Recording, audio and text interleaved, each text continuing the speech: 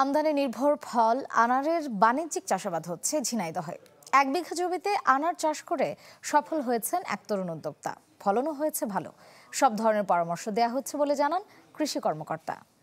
আমি বুঝি নির্মাণের শিল্প, সালাম স্টিল বোঝে ডিউরেবিলিটি। সালাম স্টিল, মোস্ট ডিউরেবল স্টিল। গাছে গাছে লাল সবুজের মেলা, থোকায় থোকায় ঝুলে আছে সুস্বাদু ফল আনার।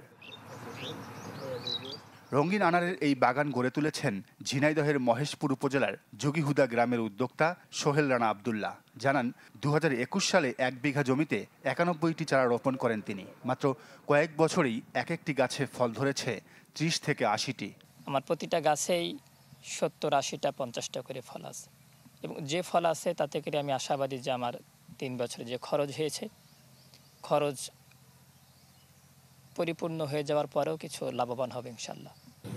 কম খরচে লাভজনক হওয়ায় আনার চাষে আগ্রহী হচ্ছেন অনেকেই। আমাদের এখানে এই প্রথম এই আনারের চাষ, এর আগে কখনো হয়নি, এই প্রথম হয়েছে। আমরা নতুন করে শুরু করছিলাম, আল্লাহ তাআলার অশেষ মেহেরবানিতে আমরা এই বছর সফল। আমাদের অনেক ফল আসছে। বেদনাটা খাতে খুব রসালো, খুব ভালো মিষ্টি, খাতেও সুস্বাদ।